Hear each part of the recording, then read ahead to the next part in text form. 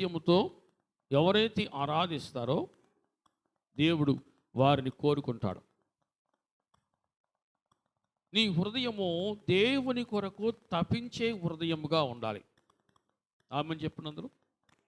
దేవుని కొరకు తపించే హృదయం రకరకాలుగా ఉంటుంది. మనిషికి ఒక్కొక్క విధంగా ఉంటుంది తపన. తపన అనేది మనకు కొన్ని సందర్భాల్లో మనకు వినబడతా ఉంటుంది. దేవుని కొరకు తపించే హృదయము నీవు కలిగి ఉంటే నీవు ధన్యురాలవు, నీవు ధన్యుడివే. దేవుని బిడ్డలారా, దేవుని కొరకు తపించే హృదయం కావాలి. దేవుడు అటువంటి వారిని కోరుకున్నాడు. నా కొరకు ఏ హృదయం తపిస్తుందో అని దేవుడు ప్రతి ఒక్కరిని కూడా తీక్షణంగా పరిశీలిస్తూ ఉంటాడు.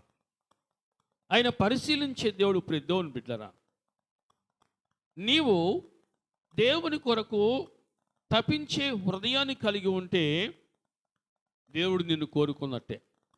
దేవునికి నీవంటే ఇష్టం. అప్పుడు దేవునికి నీవంటే ఇష్టము.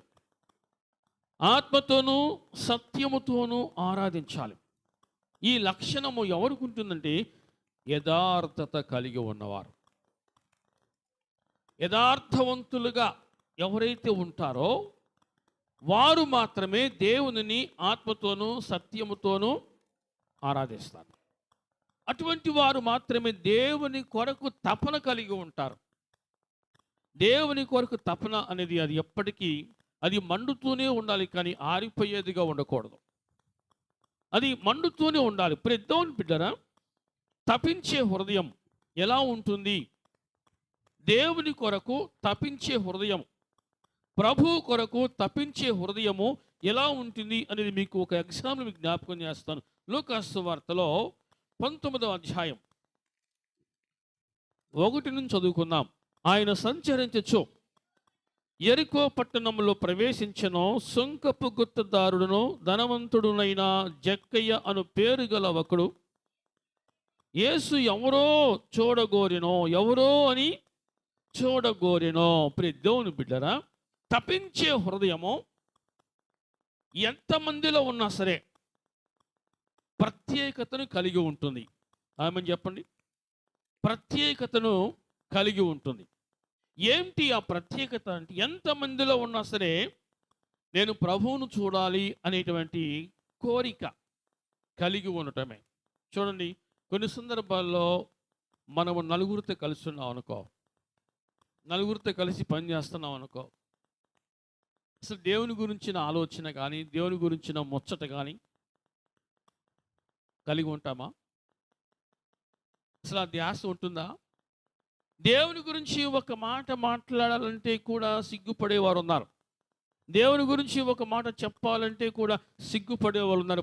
దేవుని బిడ్డరా, నలుగురిలో ఉన్నా, ఒక్కడిగా ఉన్నా, 100 మందిలో ఉన్నా సరే తపించే హృదయం ఎలా ఉంటుంది అంటే, ఆయన ఎవరో, ఆయన ఎలా ఉంటాడో నేను చూడాలి. యేసు ఎవరో అని చూడగోరెనో.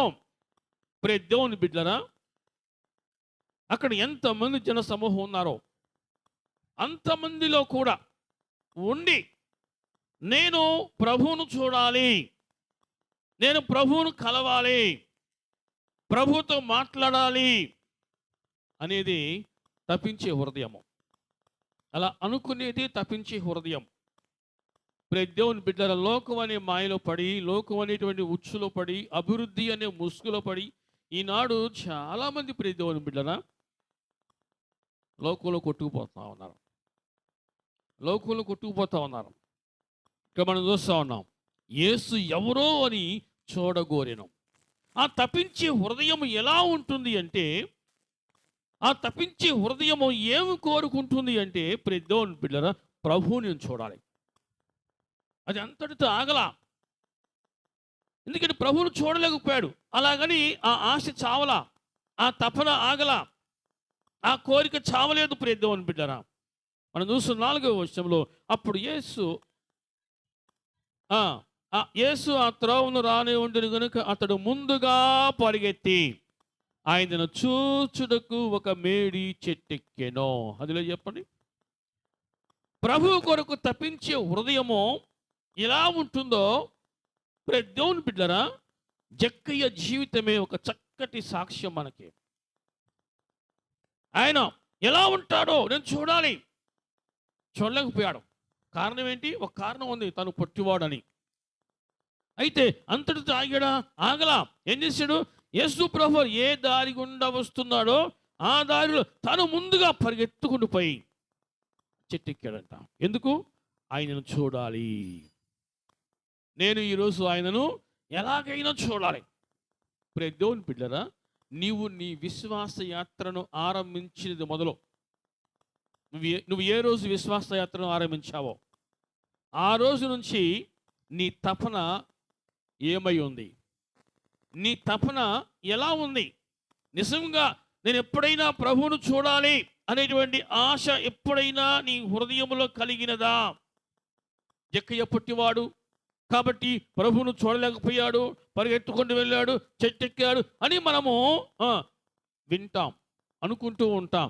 వినటానికి బాగుంటుంది, కానీ ఆ తపన మనలో ఉందా? అటువంటి తపన, అటువంటి కోరిక, అటువంటి వాంఛ మనలో ఉన్నదా అనేది దేవుని బిడ్డలారా మనం పరిశీలించుకోవాలి. మన విశ్వాస యాత్రను మనం ఆరంభించేది మొదలు ఏనాడైనా అటువంటి తపన మనం కలిగి ఉన్నామా? అటువంటి తపనతో మనం ముందుకు నడుస్తున్నామా? అర్థమవుతుంది అన్న వాళ్ళు చెప్పండి హల్లెలూయా. యేసు ఎవరో నేను చూడాలి, అని ఎలా ఉంటాడో నేను చూడాలి. వెళ్ళి చెట్టెక్కి కూర్చున్నాడట. అతను చిన్నపిల్లోడా? కామన్ మ్యాన్ అంటే కాదు, ఒక అధికారి అతను. అయినా సరే ఆ తపన ఎలాంటిదంటే, ఎలా ఉంటుందంటే ప్రభువును చూపించేదిగా ఉంటుంది ఆ తపన. హల్లెలూయా చెప్పండి. ప్రభువును చూపించేదిగా ఉండేది నిజమైన తపన.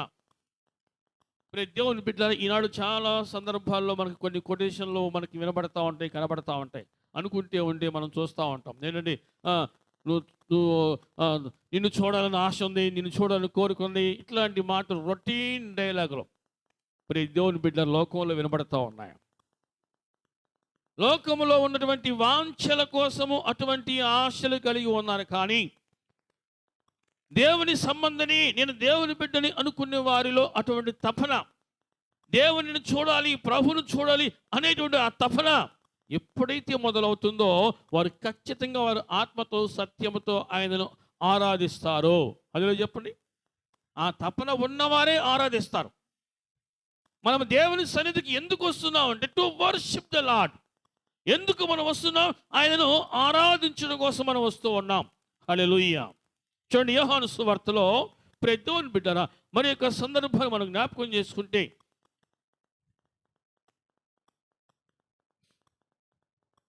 12వ అధ్యాయం 20వ వచనం. యోహాను సువార్త 12:20లో ఉంది, ఆ పండుగలో ఆరాధింపవచ్చిన వారిలో కొందరు హెలేనీయులుండిరి. వారు గలిలీలోని బెత్సయిదా వాడైన ఫిలిప్పునొద్దకు వచ్చి, అయ్యా, మేము యేసును చూడగోరుచున్నామని అతనితో చెప్పగా. హల్లెలూయా చెప్పండి. వారి కోరిక ఏంటంట? యేసును మేము చూడాలి. హెలేనీయులు వాళ్ళు ఎందుకు వచ్చారు? స్పెషల్ పర్పస్ ఏంటి? ప్రత్యేకమైన ఉద్దేశం ఏంటండి? ఆరాధించుటకు వచ్చారు. హల్లెలూయా చెప్పండి. ఆ పండుగలో వారు ఆరాధించుటకు వచ్చారు. ఆరాధించుటకు వచ్చినప్పుడు వారి హృదయంలో ఏ కోరిక ఉంది? ఇటువంటి కోరిక ఉందంటే ఇప్పుడు దేవుని బిడ్డలారా మేము ప్రభువును చూడాలి. ఈనాడు చూడండి, చాలామంది సభలకు వెళ్తూ ఉంటారు, మంచిదే. వాక్యం వింటారు, మంచిదే. ఉద్దేశం ఏంటి? వెనుక ఉన్న ఉద్దేశం ఏంటి? అంతరంగంలో ఉన్న ఉద్దేశం ఏంటి? దేవుని బిడ్డలారా, నువ్వు సభలకు వెళ్ళినా లేక ప్రత్యేకమైన కోడికలకు వెళ్ళినా నీ ఉద్దేశం ఏమై ఉండాలంటే నేను ఆయనను ఆరాధించాలి, నేను ఆయనను చూడాలి, ఆయన ముఖ దర్శనం చేసుకోవాలి అనేటువంటి ఉద్దేశం కలిగి ఉంటే నీవు ధన్యుడివే, నీవు ధన్యురాలివే. దేవుని బిడ్డలారా, మేము ఆయనను చూడగోరుచున్నాం. అది ఉద్దేశం అటువంటిది. మత్తయి సువార్తలో దేవుని బిడ్డలారా 2వ అధ్యాయంలో కూడా ఇక్కడ ఒక చక్కటి సంభాషణ జరుగుతూ ఉంది. ఒకటి నుంచి చదువుకుందాం. రాజైన హేరోదు దినములందు యూదయ దేశపు బెత్లెహేములో యేసు పుట్టిన పిమ్మట తూర్పు దేశపు జ్ఞానులు యెరూషలేముకు వచ్చి, యూదుల రాజుగా పుట్టినవాడు ఎక్కడున్నాడు? తూర్పు దిక్కున మేము ఆయన నక్షత్రము చూచి ఆయనను పూజింపవచ్చితిమి. మేము ఆయనను పూజింపవచ్చితిమి. వారికి ఉన్న తపన అది. ఆ తపన ఎంత దూరం నడిపించింది అంటే, ప్రియ దేవుని బిడ్డలారా, ఎక్కడో తూర్పు దేశంలో ఉన్నటువంటి వారు ఇదిగో మీ కొరకు మెస్సయ్య పుట్టాడు అని ఒక వార్త విని ఆ నక్షత్రం చూస్తూ వారు ఎంత దూరం నడుచుకుంటూ వచ్చారంటే, ప్రియ దేవుని బిడ్డలారా, ఆషామాషి కాదు, అంత దూరం వారు నడుచుకుంటూ వచ్చారు. ఎందుకు వారు వచ్చారంటే, మేము ఆయనను పూజింపవచ్చితిమి. ఆ తపన ఇప్పుడు మనలో మండుతూ ఉండాలి ప్రియ దేవుని బిడ్డ. మేము ఆయనను పూజింపవచ్చితిమి. ఈరోజు నువ్వు దేవుని సన్నిధికి ఎందుకు వచ్చావు అని నిన్ను ఎవరైనా అడిగితే నీవు చెప్పే సమాధానం ఏంటి? ఇలా ఆదివారంగా అందుకే వెళ్ళాను, అంతేనా? ఈరోజు ఆదివారం కదా, లేకపోతే ఈరోజు శుక్రవారం కదా, శనివారం కదా, అందుకే వెళ్ళాను. కాదు, నేను ఆయనను పూజించుటకు వెళుతున్నాను. నేను ఆయనను పూజించుటకు వచ్చి తిని. అటువంటి ఉద్దేశంతో నువ్వు వస్తే ఖచ్చితంగా నువ్వు ధన్యుడు అవుతావు, నువ్వు ధన్యురాలు అవుతావు ప్రియ దేవుని బిడ్డ. మేము ఆయనను పూజింపవచ్చితిమి. భయపడలా, వారు సిగ్గుపడలా. ఎక్కడ చెప్తున్నారు? రాజని హేరోదు ముందుకు వచ్చారు. రాజని హేరోదు ముందుకు వచ్చారు. వారికి ఉన్న పేరేంటి? జ్ఞానులు. హల్లెలూయా చెప్పండి, జ్ఞానులు. యూదుల రాజుగా పుట్టినవాడు ఎక్కడున్నాడు? తూర్పు దిక్కున మేము ఆయన నక్షత్రము చూచి ఆయనను పూజింపవచ్చితిమి. ఆ తపన ఎటువంటిదో చూడని ప్రియ దేవుని బిడ్డలారా. ఆ తపన లేనివాడు ఎప్పటికీ క్రైస్తవుడు కాలేడు, ఎప్పటికీ క్రైస్తవుడు కాలేడు. ఆ తపన ఉండాలి. దేవుని కొరకు పరితపించే హృదయమును కలిగి ఉండాలి. ఆయన ఆరాధించుటకు పరితపించేటువంటి మండుచున్న హృదయము నీవు కలిగి ఉంటే నువ్వు ధన్యుడు అవుతావు, నువ్వు ధన్యురాలు అవుతావు ప్రియ దేవుని బిడ్డరా. కీర్తనకారుడు ఒక చక్కటి మాట మాట్లాడుతూ, కీర్తనల గ్రంథంలో మనం చూస్తున్న ప్రియ దేవుని బిడ్డ చూద్దాం. కీర్తనలు 17వ అధ్యాయం 15వ వచనంలో 14 చదువుకుందాం. 14-15 వచనాలు. 17వ అధ్యాయం చదవమ్మా. లోకుల చేతిలో నుండి ఈ జీవిత కాలంలోనే తమ పాలు పొందిన ఈ లోకుల చేతిలో నుండి నీ హస్తబలము చేత నన్ను రక్షింపము. నీవు నీ దానములతో వారి కడుపు నింపుచున్నావు. వారు కుమారులు కలిగి తృప్తి నొందుదురు. తమ ఆస్తిని తమ పిల్లలకు విడిచిపెట్టుదురు. నేనైతే నీతి గలవాడనై నీ ముఖ దర్శనము చేసేదను. నేను మేల్కొన్నప్పుడు నీ స్వరూప దర్శనముతో నా ఆశను తీర్చుకొందును. ఈనాడు ఇటువంటి భక్తులు వెతికినా దొరుకుతారంటారా? ఇటువంటి భక్తులు, ఇటువంటి ఆశ కలిగిన వారు, ఇటువంటి తపన ఉన్నవారు ప్రతి దేవుని బిడ్డల వెతికినా దొరుకుతారా అనేటువంటి దుర్దినాలలో మనం ఉన్నాం. అటువంటి దుర్దినాలు మనం ఉన్నాం. ఇక్కడ భక్తుడు అంటున్నాడు, నీ హస్తబలము చేత నన్ను రక్షించయ్యా. నీవు నీ దానములతో వారి కడుపు నింపుచున్నావు. ఏ దానం అది? పుత్రదానము. నీవు నీ దానములతో వారి కడుపు నింపుచున్నావు. వారు కుమారులు కలిగి, అమ్మయ్య మాకు వారసులు పెట్టాడు, అమ్మయ్య మాకు వారసులు పుట్టింది అని వారు తృప్తి చెందుతూ ఉన్నారు. నేను ఎందుకు ఎలా తృప్తి పడుచున్నానంటే, నీతి గలవాడనే నీ ముఖ దర్శనం చేస్తున్నానయ్యా. నేనైతే నీతి గలవాడనే నీ ముఖ దర్శనం చేసేదను. నేను మేల్కొన్నప్పుడు నీ స్వరూప దర్శనముతో నా ఆశను తీర్చుకుందును. అంటే నిన్ను మించిన గొప్పవారు, అది బిడ్డలా, కుమారులా, కుమార్తెలా, లేకపోతే ధనమా, ధాన్యమా, నిన్ను మించిన వారు ఎవరు లేరయ్యా, నీవే. నిన్ను చూడాలి అనే ఆశ నాకుంది. నేను మేల్కొన్నప్పుడు నీ స్వరూప దర్శనముతో నా ఆశను తీర్చుకుందును. ఏ ఆశ? నేను ఆయనను చూడాలి, నేను ఆయనను చూడాలి. దేవుని బిడ్డలారా, ఈనాడు ఎంతమందిలో ఈ తపన ఉంది, ఎంతమందిలో ఈ తప్పించే మనసు ఉంది. దేవుని బిడ్డలారా, నేనైతే అని ఎవరు ఎటుపోయినా సరే, ఎవరు ఎలా ఉన్నా సరే, యా నేనైతే నీ ముఖ దర్శనం చెయ్యాలి. నీతి గలవాడనై, నేనైతే నీతి గలవాడనే నీ ముఖ దర్శనం చేసేదను. నేను మేల్కొన్నప్పుడు నీ స్వరూప దర్శనముతో. అదిలో చెప్పండి, మనం లేవగానే ఎవరు చూస్తా చెప్పండి, నిజం చెప్పండి. మనం లేవగానే ఎవరి ముఖం చూడాలి చెప్పండి అమ్మా. సెంటిమెంట్లు ఉంటాయి కదా, పిల్లలను చూడాలి, పిల్లలను చూడలేకపోతే ఇంకొకరు చూడాలి, వీళ్ళని చూడాలి, కానీ వాళ్ళని చూడకూడదు. ఇటువంటివి ఉంటాయి సెంటిమెంట్లు కొన్ని. దేవుని బిడ్డరా, ఈ భక్తుడు అంటాడు, నేనైతే మేల్కొన్నప్పుడు నీ స్వరూప దర్శనముతో.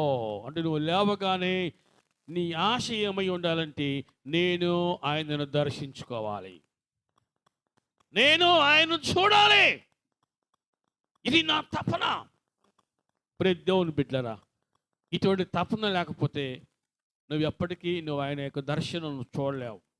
ఇటువంటి ఆశ లేకపోతే నీ కోరిక ఎప్పటికీ దేవుని బిడ్డ అది తీరదు. నీ కోరిక తీరదు. ఈ ఆశ ఉండాలి, నేను ఆయనను చూడాలి. ఈ తపన అనేది అది రోజు మండుతూ ఉండాలి. ఈనాడు భక్తి ఎలా ఉందంటే ఎగుడు దిగుడుగా ఉంది. ఒకరోజు పెరుగుద్ది, ఒకరోజు తగ్గుతూ ఉంది, ఒకరోజు పెరుగుతూ ఉంది, ఒకరోజు తగ్గుతూ ఉంది. దేవుని బిడ్డల ఇన్బ్యాలెన్స్, హార్మోన్ ఇన్బ్యాలెన్స్ అయితే ఏముంది? రోగము. దేవుని బిడ్డల భక్తి తగ్గినప్పుడు భక్తిహీనుడు అంటారు.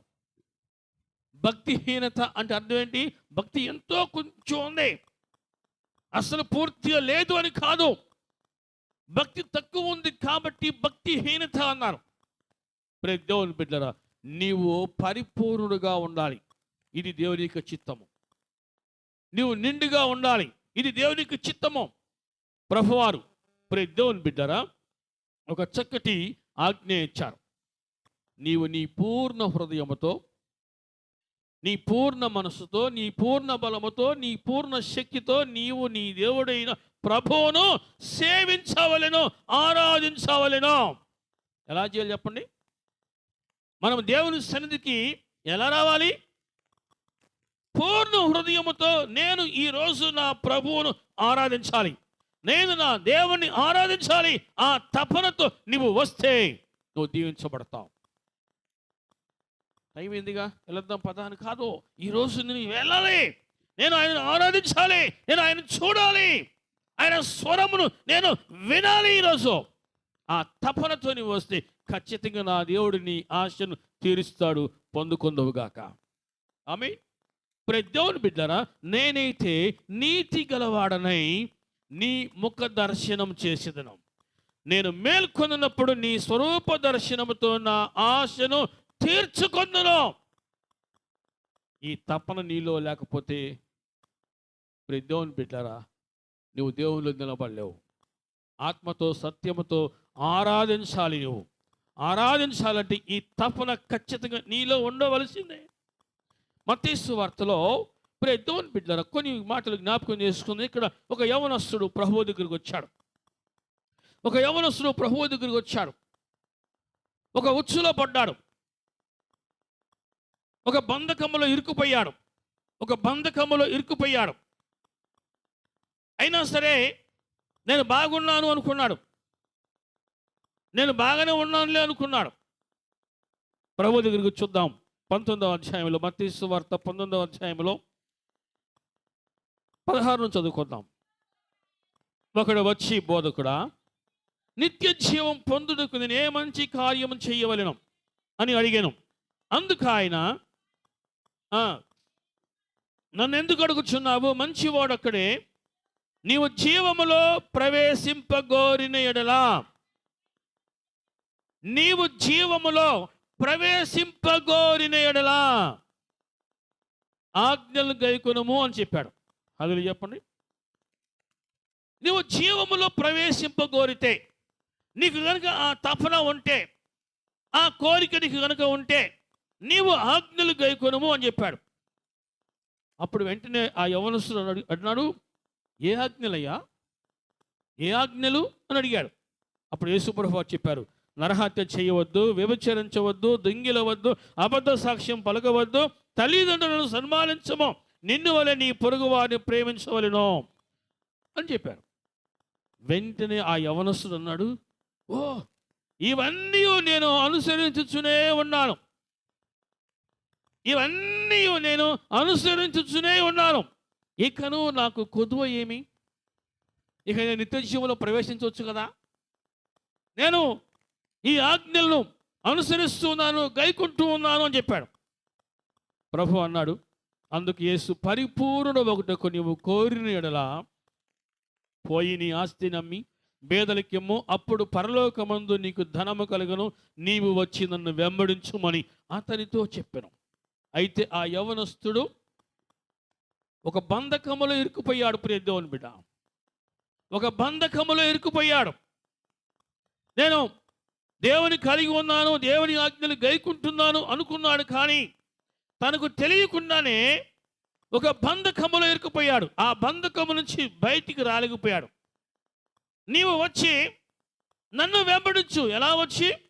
నీవు పోయి నీ ఆస్తిని అమ్మి బేదలకేమో, అప్పుడు పరలోకమందు నీకు ధనము కలుగును, నీవు వచ్చి నన్ను వెంబడించుము అని అతనితో చెప్పినప్పుడు ఆ యవనస్తుడు ఆ మాట విని వెంటనే లోబడి ప్రభు మాటకు విధేయుడయ్యాడా? అవలా. మిగుల మిగుల అక్కడే ఉంది, మిగుల ఆస్తి గలవాడు గనుక. ఇతనికి తపనేంటి? ఆస్తి. ఆస్తియే ప్రాపకము. నా తపన, నా జీవితం ఇదే అనుకుంటూ ఉన్నారు మనసులో. చూడండి, కొంతమందికి బాగా కాలం కలిసి వచ్చింది అనుకోని, బాగా ధనం ఎక్కువైంది అనుకోని, ఏమనుకుంటాం మనం? బాగా ధనం ఎక్కువైంది, రాబడి బాగా పెరిగింది, ఏమనుకుంటాం? ఇది కూడా ఆశీర్వాదమే అనుకుంటాం. మంచిదే, అది కూడా ఆశీర్వాదమే అనుకో. కానీ నీ మనస్సు, నీ తపన నిజంగా ఏమై ఉంది? నీ హృదయ తపన ఎలా ఉంది? ధనము లేనప్పుడు నీ హృదయం ఎలా ఉంది?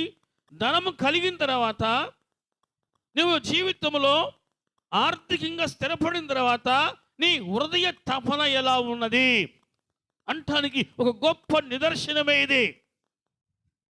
దేవుని బిడ్డలారా, ఆ యవనస్తుడు మిగుల ఆస్తి గలవాడు గనుక అంతవరకు దేని కొరకైతే ఎవరి కోసమే తప్పించాలో తపన పడ్డాడో, ఈ ఆస్తి పెరిగిన తర్వాత అసలు విషయం మర్చిపోయి ఈ డబ్బు కొరకు తప్పించడం మొదలుపెట్టాడు. ఆస్తి కొరకు, ధనము కొరకు తపన మొదలైంది. మిగుల ఆస్తి గలవాడు గనుక ఆ మాట విని వ్యసనపడుచు, తపన పడుచు, అమ్మో ప్రాణం పోయినా ధనం మాత్రం నేను విడిచిపెట్టను అంటే, ప్రాణంతో లేక ధనముతో ఈ మనస్సు లేక ఈ ప్రాణము ముడివేసుకుపోయాను, అంతే, ముడి పడిపోయింది. దేవుని బిడ్డలనా, ధనం వచ్చిన తర్వాత నీ తపన ఎలా ఉంది? ధనము పెరిగిన తర్వాత ఈరోజు నీ తపన ఎలా ఉంది? నిజముగా దేవుని కొరకు తప్పించే హృదయమేనా నీది? దేవుని కొరకు తప్పించే హృదయమేనా? దేవుని బిడ్డలారా, అవసరమైతే ప్రభువును విడిచిపెడతాను కూడా ఇష్టపడ్డాడు, కానీ ధనాన్ని విడిచిపెట్టడానికి ఇష్టపడలా. ఈనాడు ఎంతమంది ఉన్నారు అటువంటి వారు? ఈనాడు ఎంతమంది ఆ యవనస్తుని బ్యాచ్లో ఉన్నారు? ఎంతమంది బయటికి రావడానికి ఇష్టపడుతున్నారు? అవసరమైతే నా కొరకు నువ్వు సమస్తమును విడిచిపెట్టు అంటే విడిచిపెట్టే స్థితిలోని ఉన్నావా? లేదు ప్రభా, అది నా వల్ల కాదు, అవసరమైతే నిన్నైనా నేను విడిచిపెడతా, కానీ ఈ ధనాన్ని లేక ఈ లోకాన్ని సమస్తాన్ని నేను విడిచిపెట్టలేనయ్యా అంటావా? నీ తపన ఎలా ఉంది ఈరోజు? దేని కొరకు నీ హృదయం తప్పిస్తూ ఉంది? నిజంగా దేవుని కొరకు నీ హృదయం తప్పిస్తుందా? దేవుని కొరకు నీ హృదయం తప్పిస్తుందా? దేవుని బిడ్డలారా, చాలా జాగ్రత్తగా అర్థం చేసుకోవాలి. బంధకములు ఇరుక్కుపోయాడు. ఒక్కసారి ఆ తపన ధ్యాస డైవర్ట్ అయిపోయింది అంతే. దేవుణ్ణి ఆరాధించాల్సిన దానికి బదులుగా ధనాన్ని పూజించడం మొదలుపెట్టాడు ఆ యవనస్తుడు. ఇక ధనమే జీవితం అనుకున్నాడు. ధనం వెంబడి పరుగులు తీస్తూ ఉన్నాడు. ధనం కొరకు తప్పిస్తూ ఉన్నాడు. డబ్బు కొరకు తప్పిస్తూ ఉన్నాడు. ఈనాడు ఎంతమంది ఆ దారిలో ఉన్నారు? దేవుని బిడ్డలు చాలా జాగ్రత్తగా అర్థం చేసుకోవాలి. ఈరోజు నీ తపన దేని కొరకు? ఎవరి కొరకు నీ తపన? దేవుని కొరకేనా? దేవుని కొరకైనా దేవుని బిడ్డరా, 104వ కీర్తనలో 33వ వచనం మనం చూస్తున్నాం. 104:33లో ఒక మాట ఉంది. నా జీవిత కాలం అంతయు, హల్లెలూయా చెప్పండి, నేను యెహోవాకు కీర్తనలు పాడెదను. చదవమ్మా. నేను ఉన్నంత కాలము నా దేవుని కీర్తించెదను. హల్లెలూయా. నా జీవిత కాలం అంతయు నేను యెహోవాకు కీర్తనలు పాడెదను. నేను ఉన్నంత కాలము, ఎంతకాలం అంట? నేను ఉన్నంత కాలము నా దేవుని కీర్తించెదను. ఇది అతనుకున్న తపన. దేవుని బిడ్డరా, ఈనాడు దేవుడు నీకు ఇచ్చిన ఆయుష్కాలంలో, దేవుడు నీకు ఇచ్చిన సమయంలో ఎంత సమయాన్ని నీవు దేవుని కొరకు వినియోగిస్తూ ఉన్నావు? నీ మనస్సు, నీ హృదయము దేవుని కొరకు ఎంత మట్టుకు తప్పిస్తూ ఉంది? అర్థమవుతుంది అన్నవాళ్ళు చెప్పండి హల్లెలూయా. నా జీవిత కాలమంతయు నేను యెహోవాకు కీర్తనలు పాడెదను. నేనున్నంత కాలము నా దేవుని కీర్తించెదను. హల్లెలూయా. 1,000,000 ఐశ్వర్యం నన్ను వెదకి వచ్చినను నీకది సమమౌనా. 1,000,000 ఐశ్వర్యం, పాడనమ్మా. 1,000,000 ఐశ్వర్యం. మీరు పాడితే వదిలిపెట్టను. హల్లెలూయా చెప్పండి. అప్పుడప్పుడు మీరు పాటలు ఇంట్లో కూడా నేర్చుకోవాలి. హల్లెలూయా. దేవుని బిడ్డలు, ఎంత ధనం వచ్చినా అది దేవునితో సమానము కాదు అని భక్తుడు చక్కటి కీర్తన రాసుకుని పాడుతూ దేవునిని ఆరాధిస్తూ ఉన్నాడు. దేవుని బిడ్డరా, దేవుని సన్నిధిలో ఉన్న మనము దావీదు భక్తుడు చేసిన రీతిగా ఏం ప్రార్థన చేశాడు? నా జీవిత కాలం అంతయో ఏమన్నాడు? నేను యెహోవాకు కీర్తనలు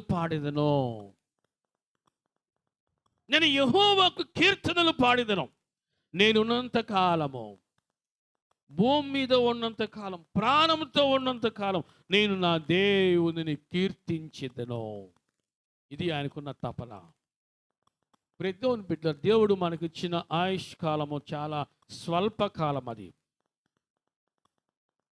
మన గవర్నమెంట్ లెక్క ప్రకారం చూస్తే మన ఇండియా ఆయు పరిమాణం ఎంతంటే 67 సంవత్సరాలంట. 67 సంవత్సరాలు.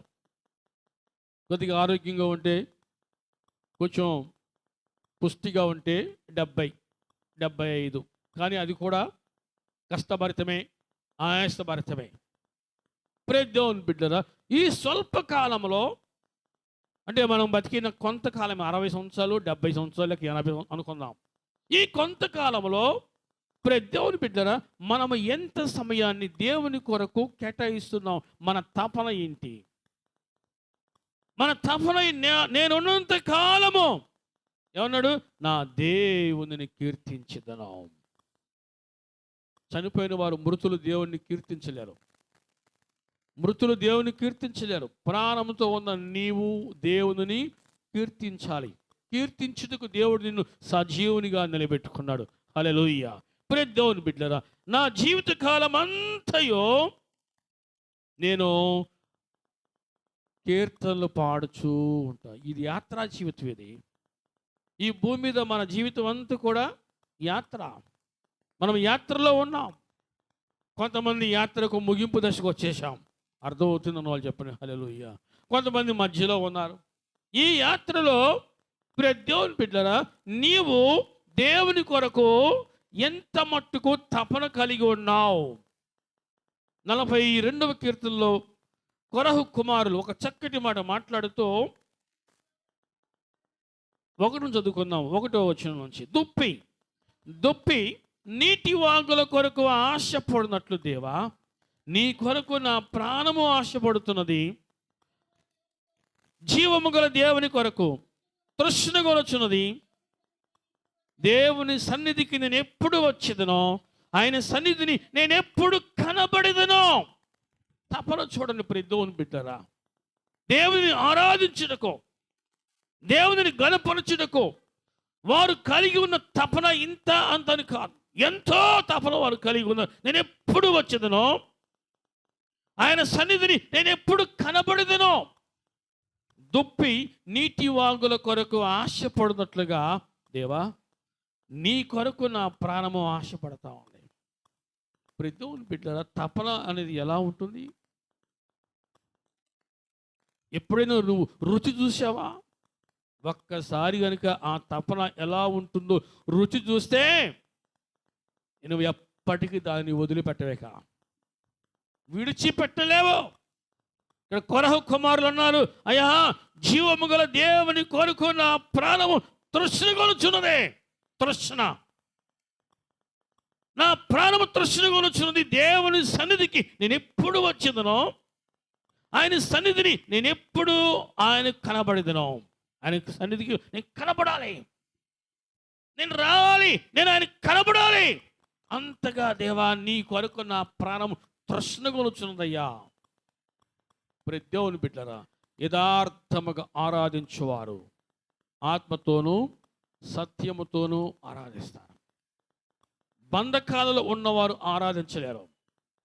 బంధకాలలో ఉన్నవారు ఆరాధించలేరు. అవసరమైతే ప్రభువును విడిచిపెట్టడం కోసమైనా ఆ యవనస్తుని వలె వెళ్ళిపోతారేమో, కానీ యథార్థత కలిగి ఉన్నవారు ఆయనను ఆరాధించకుండా ఉండలేరు. ఇక్కడ భక్తులు అంటున్నారు, నీ కొరకు నా ప్రాణం తృష్ణగొనుచున్నదయ్యా. మనం పాడతాం, చక్కటి పాట మనం పాడతాం. ప్రేమించేదన్ అధికముగా ఆరాధింతున్ ఆశక్తితో, ప్రేమించేదన్ అధికముగా ఆరాధింతున్ ఆశక్తితో, పూర్ణ మనసుతో నిన్ను పూర్ణ బలముతో ప్రేమించేదన్, నిన్ను పూర్ణ మనసుతో.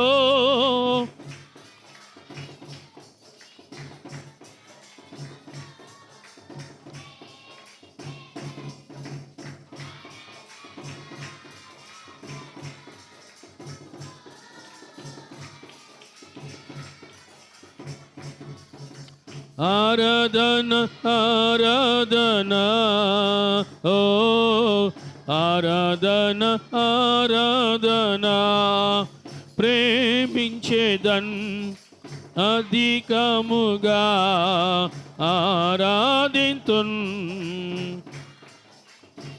హల్లెలూయా. ఎలా ఆరాధిస్తావు?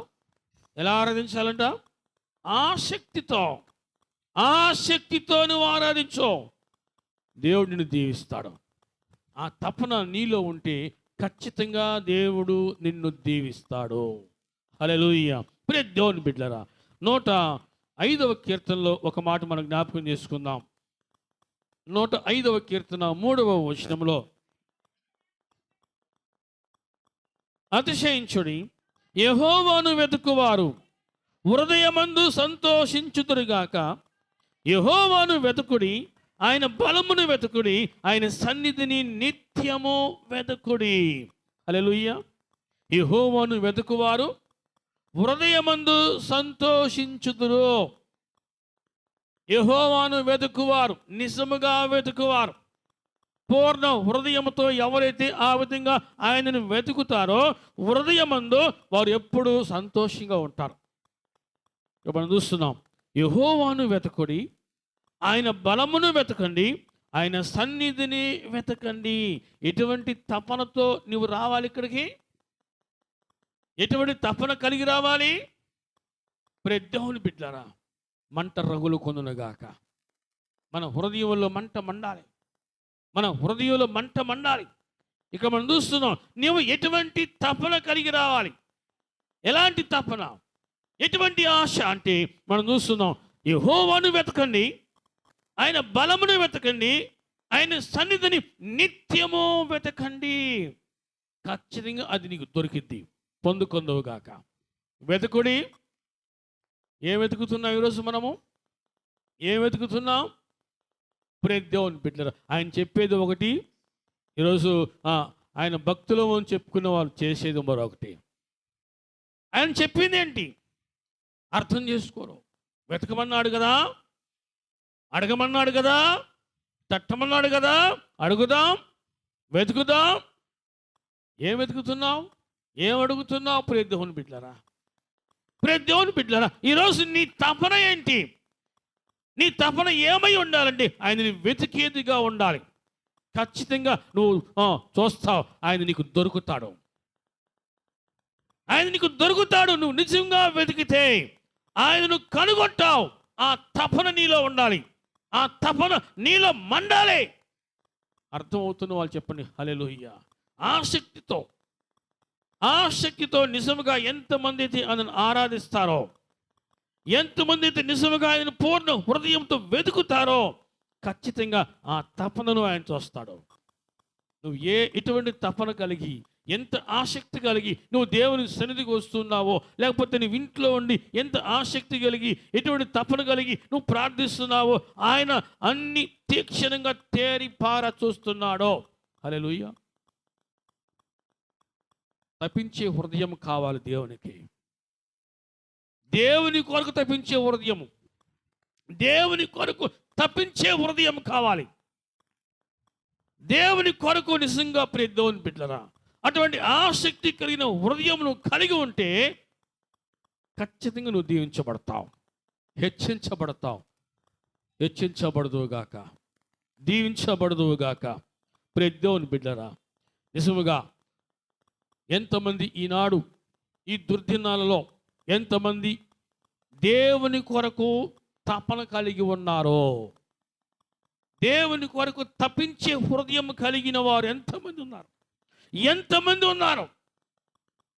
దేవుని బిడ్డలారా, దేవుని వాక్యము అనేక విధాలుగా మనతో మాట్లాడుతూ, మనల్ని హెచ్చరిస్తూ, మనల్ని గద్దిస్తూ ఉన్నప్పుడు ఎందరైతే లోపడతారో, విధేయులవుతారో వారి జీవితాలు దీవించబడతాయి.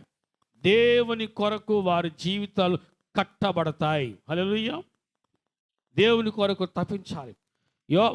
ఎబ్రీ పత్రికలో దేవుని బిడ్డలారా, కొందరి జీవితాలు దేవుని కొరకు ఎలా తప్పించాయో, దేవుని కొరకు తప్పించిన జీవితాలకు దేవుడు ఎంతటి ఆధిక్యతనిచ్చాడో ఈ 11వ అధ్యాయం అంతా మీరు చదువుకోండి. దేవుని కొరకు తప్పించిన హృదయాలు ఎంతటి త్యాగానికైనా సిద్ధపడతాయి. హల్లెలూయా చెప్పండి. దేవుని కొరకు తప్పించే హృదయాలు ఎంతటి త్యాగం చేయటానికైనా సిద్ధపడతాయి, ఇష్టపడతాయి. ఈ 11వ అధ్యాయం అంతా మీరు చదివితే మీకు అర్థమవుతుంది. 33వ వచనంలో వారు విశ్వాసము ద్వారా రాజ్యాలు జయించరి, నీతి కార్యములు జరిగించరి, వాగ్దానాలు పొందిరి, సింహాల నోళ్లను మూసిరి, అగ్ని బలమును చల్లార్చరి, ఖడ్గధారను తప్పించుకుని, బలహీనులుగా ఉండి బలపరచబడిరి, యుద్ధములు పరాక్రమశాలులేరి, అన్యుల సేనలు పారదోలిరి, స్త్రీలు మృతులైన తమ వారిని పునరుద్ధానము వలన మరలా బ్రతికించుకుని, కొందరైతే మరి శ్రేష్టమైన పునరుద్ధానం పొందగోరి విడుదల పొందనులక యాతన పడిరి. కొందరైతే మరి శ్రేష్టమైన పునరుద్ధానం పొందగోరి. ఏ కోరిక ఇది? ఏ కోరిక? అసలు ఎంతమందికి ఈనాడు పునరుద్ధానం అసలు అంటే ఏంటి, అది ఎలా ఉంటుంది, ఎంతమందికి అవగాహన ఉంది? ప్రియ దేవుని బిడ్డలారా, ఇక్కడ మనం చూస్తున్నాం, కొందరైతే మరీ శ్రేష్టమైన పునరుద్ధానము పొందగోరి, వారి తపన అది, వారి కోరిక అది. ఏంటది? శ్రేష్టమైన పునరుద్ధానం పొందగోరి శ్రమలు కోరుకున్నారు. మరింతగా వారు యాతన పడిరి, యాతన పెట్టబడిరి. చావటానికి ఆయన ఇష్టపడ్డారు, కానీ చనిపోయిన తర్వాత మళ్ళీ లేస్తారంట కదా, లేచేటప్పుడు ఎలా ఉంటుందో ఆలోచించేది. చనిపోయిన వారు మరలా లేస్తారు, పునరుద్ధానులు అవుతారు అని వాక్యం సెలవిస్తుంది. ఆ లేచేటప్పుడు ఎలా ఉంటుంది అది మేము చూడాలి, అది మేము తెలుసుకోవాలి, అది మా తపన అంటున్నారు వారు. ప్రియ దేవుని బిడ్డలారా, శ్రేష్టమైన పునరుద్ధానం పొందగోరి విడుదల పొందనొల్లక, అంటే ఈ శ్రమల నుంచి బయటపడు, మాకొద్దు, మేము ఈ శ్రమలు అనుభవిస్తాం, మాకు ఈ శ్రమలు కావాలి. ఎందుకంటే శ్రేష్టమైన పునరుద్ధానం మేము పొందగోరుతున్నాం, శ్రేష్టమైన పునరుద్ధానం మేము పొందగోరుతున్నాం, అది మాకు కావాలి, అది మేము తెలుసుకోవాలి. ప్రభువు లేచినప్పుడు ఏం జరిగిందమ్మా? ఆయన పునరుద్ధానం అయినప్పుడు ఏం జరిగింది? ఏం జరగలా కదా? ఏం జరిగింది? చాలా జాగ్రత్త మీరు చదువుకోండి ఇంటికి వెళ్ళిన తర్వాత. ఆయన లేచినప్పుడు ఎలా ఉంటుందో, మరణము నుంచి లేచినప్పుడు ఎలా ఉంటుందో అసలు మేము చూడాలి, మేము తెలుసుకోవాలి. ఇదే మా కోరిక, మా తపన ఇదే. అందుకోసం ఈ భూమి మీద మేము ఎంతైనా శ్రమ అనుభవించుటకు మేము ఇష్టపడుతున్నాం అని చెప్పారు అపోస్తులలో. మరి శ్రేష్టమైన పునరుద్ధానం పొందగోరి విడుదల పొందనొల్లక యాతన పెట్టబడిరి. మరి కొందరు తిరస్కారములను, కొరడా దెబ్బలను, మరి బంధకములను, ఖైదును అనుభవించరి, రాళ్లతో కొట్టబడిరి, రంపములతో కోయబడిరి, శోధింపబడిరి, ఖడ్గముతో చంపబడిరి. ఎందుకు? చావటానికి వారు ఇష్టపడ్డారు. ఎందుకు తెలుసా? మేము శ్రేష్టమైన పునరుద్ధానం పొందుకోవాలి, ఇది మా తపన, ఇది మా కోరిక. 38వ వచనంలో చంపబడిరి, గొర్రె చర్మములను, మేక చర్మములను వేసుకుని దరిద్రులై ఉండి శ్రమపడి హింస పొందొచ్చు, అడవులలోను, కొండల్లోను, గుహల్లోను, సొరంగంలోను తిరుగులాడుతూ సంచరించి అట్టి వారికి ఈ లోకము యోగ్యమైనది కాదు. దేవుని కొరకు తప్పించే హృదయము ఎవరైతే కలిగి ఉంటారో వారు ఈ లోకాన్ని కోరుకోరు. హల్లెలూయా చెప్పండి. వారు ఈ లోకాన్ని కోరుకోరు. వారి దృష్టికి ఈ లోకము యోగ్యమైనది కాదు. This is temporary place. దేవుడు నా కొరకు స్థిరమైన పునాది కలిగిన పట్టణము నా కొరకు సిద్ధపరుస్తున్నాడని ఆ పట్టణము కొరకు తప్పిస్తారు. అది మేము చూడాలి, ఆ బంగారు వీధులలో మేము నడవాలి. ఇది మా తపన, ఇది మా కోరిక. ఈ లోకము మాకు యోగ్యమైనది కాదు. ఎంత శ్రమైనా అనుభవిస్తాం, కానీ ఆ శ్రేష్టమైన పునరుద్ధానం ఎలా ఉంటుందో మేము చూడాల్సిందే. ఇది మా తపన. హల్లెలూయా. ప్రియా యేసు రాజును నే చూచిన చాలో, మహిమలో నేనాయనతో. ప్రియా యేసు రాజును నే చూచిన చాలో, మహిమలో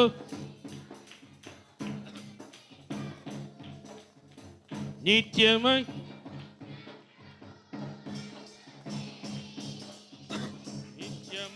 మోక్ష గృహము,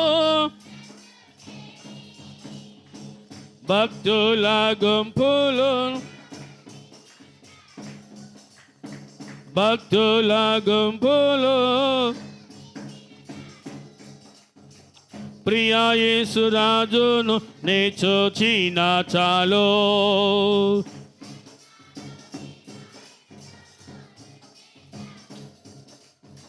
ప్రియా యేసు రాజును నే చూచిన చాలో.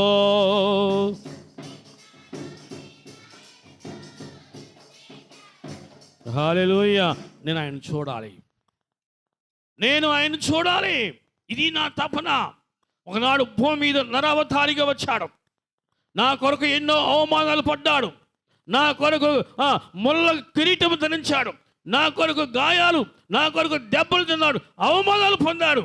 అటువంటి ఆ యేసును పరలోకములు సింహాసనాసీనుడిగా ఉండగా నేను చూడాలి. ఇది నా తపన, ఇది నా తపన. దేవుని కొరకు పరితపించే హృదయాలు అలా ఉంటాయి. దేవుని బిడ్డరా, ఆ పాట ఒక్కసారి మనం పాడుకుందామా? పాట నెంబర్ చూడండి ఎంతది, ముగించుకుందాం. ఎంతమ్మా? 1. అందరు దిద్దాం. దేవుని బిడ్డరా, ఆ ప్రభువుని చూడాలి, ఆ గాయాలు చూడాలి. నేను నా కొరకు గాయాలు పొందిన ఆ ప్రభువును చూడాలి. ముండ్ల మకుటంబైన తలను జోచి స్వర్ణ కిరీటం పెట్టి ఆనందింతున్. ముండ్ల మకుటంబైన తలను జోచి స్వర్ణ కిరీటం పెట్టి ఆనందింతున్. కొరడాతో కొట్టబడిన వీపును జోచి, కొరడాతో కొట్టబడిన వీపును జోచి ప్రతి ఒక్క గాయమును ముద్దాడెదను, ప్రతి ఒక్క గాయమును ముద్దాడెదను. ప్రియ యేసురాజును నే చూచిన చాలు, మహిమాలు నేనాయనతో నుంటే చాలు. ప్రియ యేసురాజును నే చూచిన చాలు, మహిమాలు నేనాయనతో. యేసు నీ రక్తమందు కడుగాబడి వాక్యము చే నిత్యం భద్రపరచబడి. యేసు నీ రక్తమందు కడుగాబడి వాక్యము చే నిత్యం భద్రపరచబడి. నిష్కలంక పరిశుద్ధులతో పేదన్నేను, నిష్కలంక పరిశుద్ధులతో పేదన్నేను. బంగారు వీధులలో తిరిగేదాను, బంగారు వీధులలో తిరిగేదాను. ప్రియ యేసురాజును నే చూచిన చాలు, మహిమాలు నేనాయనతో. దూతాలు వీణలను మీటునప్పుడు గంభీర జయధ్వనులు మ్రోగునప్పుడు. దూతాలు వీణలను మీటునప్పుడు గంభీర జయధ్వనులు మ్రోగునప్పుడు. హల్లెలూయా పాటలు పాడుచుండా, హల్లెలూయా పాటలు పాడుచుండా. ప్రియ యేసుతోను నేను ఉల్లాసింతున్, ప్రియ యేసుతోను నేను ఉల్లాసింతున్. ప్రియ యేసురాజును నే చూచిన చాలు,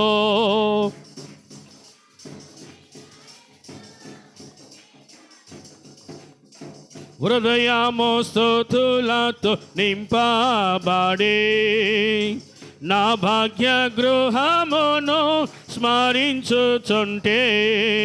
హృదయము స్తుతులతో నింపబడి నా భాగ్య గృహమును స్మరించుచుంటే. హల్లెలూయా ఆమేన్, హల్లెలూయా, హల్లెలూయా ఆమేన్, హల్లెలూయా. వర్ణింప నా నాలుక చాలాదయ్యా, వర్ణింప నా నాలుక చాలాదయ్యా. ప్రియ యేసురాజును నే చూచిన చాలు,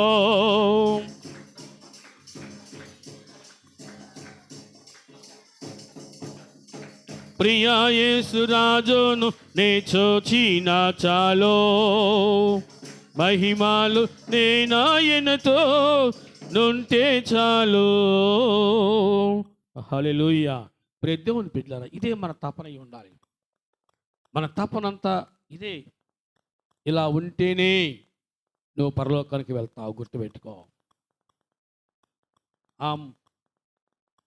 ఆయన పొందిన దెబ్బలు, ఆ ముళ్ళ కిరీటము చూడాలి. నేను ఆ ముళ్ళ కిరీటం చూడాలి. కొరడాలతో కొట్టబడిన ఆ వీపు నేను చూడాలి.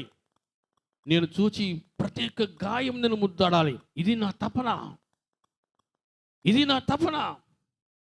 దూతలు, పరలోకపు దూతలు పరిశుద్ధుడు పరిశుద్ధుడు పరిశుద్ధుడు అని వాయిద్యాలు వాయించుకుంటూ ఆ దేవాది దేవుణ్ణి ఆరాధిస్తూ ఉన్నప్పుడు, ఆ గంభీర జైదులు మోగుతూ ఉన్నప్పుడు, వారితో కలిసి నేను కూడా నా దేవుని ఆరాధించాలి. ఇది నా తపన, ఇది నా తపన. ఈరోజు ఇటువంటి తపన నీకున్నప్పుడు దేవుని బిడ్డలారా, ఇటువంటి తపన నీలో ఉంటే తప్ప ఆ దేవుని నువ్వు చూడలేవు, పరలోకం ప్రవేశించలేవు. మోకరించండి, మోకరించండి ప్రియ దేవుని బిడ్డ.